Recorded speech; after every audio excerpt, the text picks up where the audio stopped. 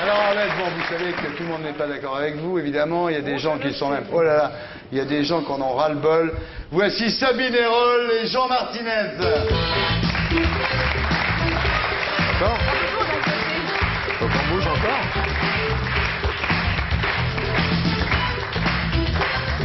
Bonsoir.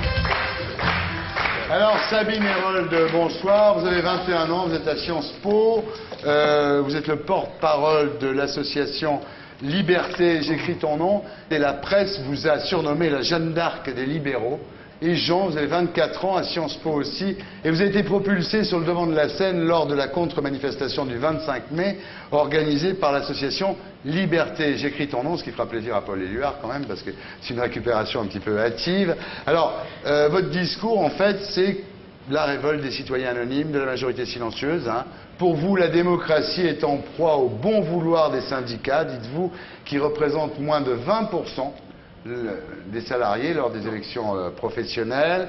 Pour vous, les syndicats sont les terroristes de l'action sociale, des preneurs en otage de l'opinion publique, et la grève est un droit, mais pas un devoir. Voilà, sur la question de l'action sociale, nous avons une attitude qui est mesurée. Les revendications sociales, dès lors qu'elles sont exprimées dans le respect de la loi, sont légitimes. Ouais. On ne remet pas une seule seconde en question cet élément. Ouais. Évidemment pas le droit de grève, évidemment pas le droit de se syndiquer dès lors qu'il n'aboutit pas à un devoir de se syndiquer.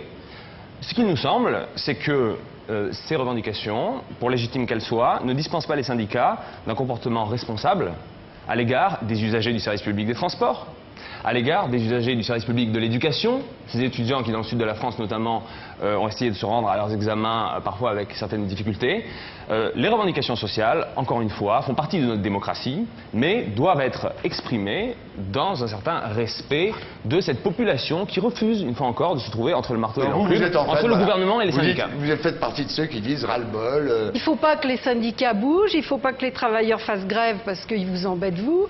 Donc, demandez au gouvernement de changer de politique. Non, on réalise une grande différence déjà entre les différents syndicats. D'un côté, des syndicats réformistes qui sont de véritables partenaires sociaux.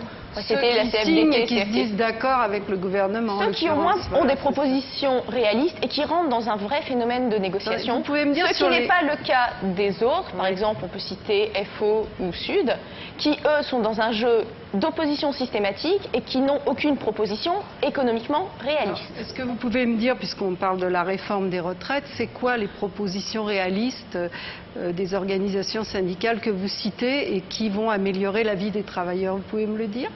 Des propositions réalistes, c'est déjà ne pas dire qu'on va financer uniquement par l'impôt ou des cotisations sociales il ne s'agit pas de ça du tout. Il s'agit d'augmenter la durée de cotisation. Donc vous devez être content. En fait, vous êtes d'accord avec la réforme de M. Raffarin? Non, nous ne sommes pas inféodés au gouvernement. La réforme Fillon... Je vous pose une question. Êtes-vous d'accord? Oui, vous êtes d'accord. Non, forcément, vous êtes contre la grève si vous êtes d'accord avec le gouvernement. On n'est pas contre la grève, on est pour un processus de négociation sociale, si vous me laissez finir, un petit peu plus responsable et pacifique. Oui, mais attendez, la grève, c'est pas la grève générale. Si la grève n'embête pas les gens, elle ne sert à rien. Il ne faudrait pas une grève utile, c'est une grève qui fout la merde. Sinon, c'est pas la peine de faire la grève. Si vous faites la grève comme les Japonais avec un brassard, ça sert à rien. À ce moment-là, on manifeste, effectivement. Mais on observe que les syndicats qui sont en grève se trouvent ne pas être, dans le cas des cheminots notamment, ceux qui sont directement visés par la réforme des retraites. C'est un régime particulier qui n'est pas visé par la réforme des retraites. Le président de la SNCF a écrit aux syndicats pour le leur dire. La présidente de la RATP a écrit aux syndicats pour leur dire, et ils ont même entendu de Gilles de Robien, ministre des Transports, que ces régimes spéciaux ne seraient jamais visés par une réforme des retraites. On peut donc dire qu'il n'y a pas eu des raisons d'être rassurés. Pourtant, ils sont en grève, effectivement. Alors, je peux répondre à ça. Donc, ils sont au poste je vous en prie. Beaucoup d'emails pour nous dire que les gens regrettent un peu Jean Rochefort. De la RATP, les travailleurs de la SNCF et de la RATP, ils n'ont pas fait Sciences Po comme vous êtes en train de le faire, mais ils sont quand même assez malins et assez intelligents. C'est-à-dire qu'ils savent très bien que si la réforme là des retraites passe, ensuite, au nom de la merveilleuse équité qu'on nous met en avant, on leur dira comment, il n'y a plus que vous qui travaillez moins que les autres, donc on va vous piquer votre régime de retraite.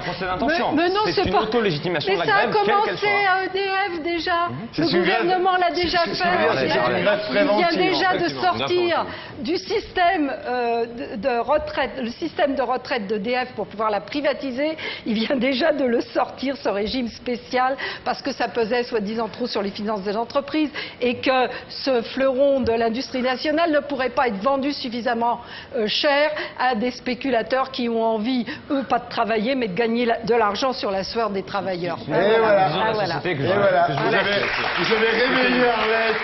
Il ne faut jamais réveiller une Arlette qui dort, parce que là, d'un seul coup, vous avez eu affaire aux spéculateurs et tout. Alors, dites-moi, Sabine, vous dites, qui payera nos retraites? Ce ne sera pas les fonctionnaires de la SNCF. Qui payera nos retraites? Ce ne sera pas les syndicalistes de Sud. Donc, finalement, vous êtes très inquiète. Oui, évidemment, on est inquiet. Enfin, la réforme des retraites est une nécessité. Ce n'est pas de la méchanceté de vouloir remettre en cause certains avantages du secteur public.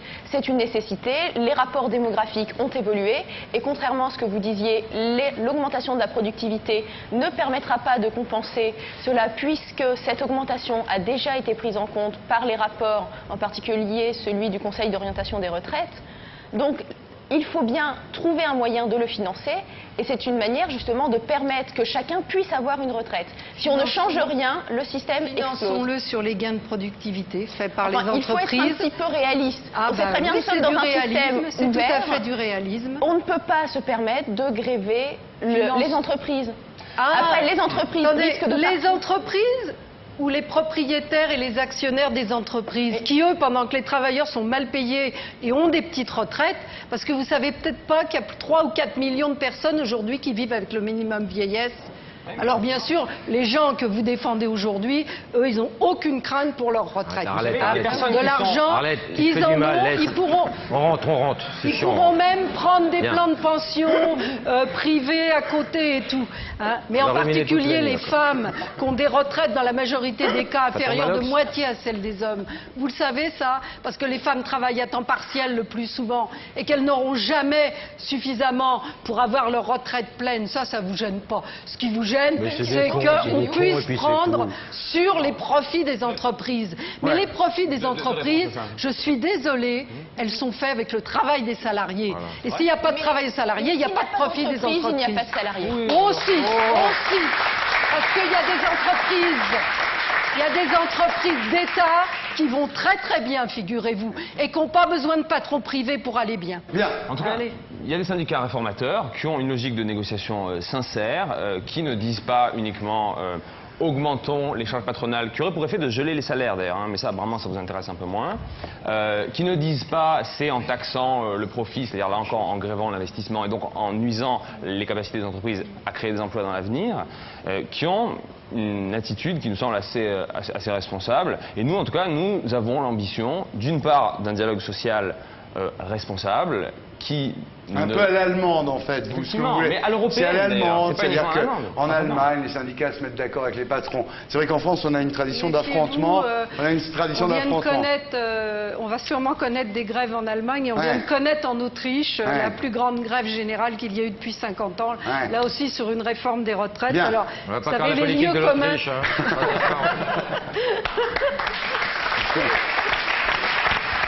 Bien.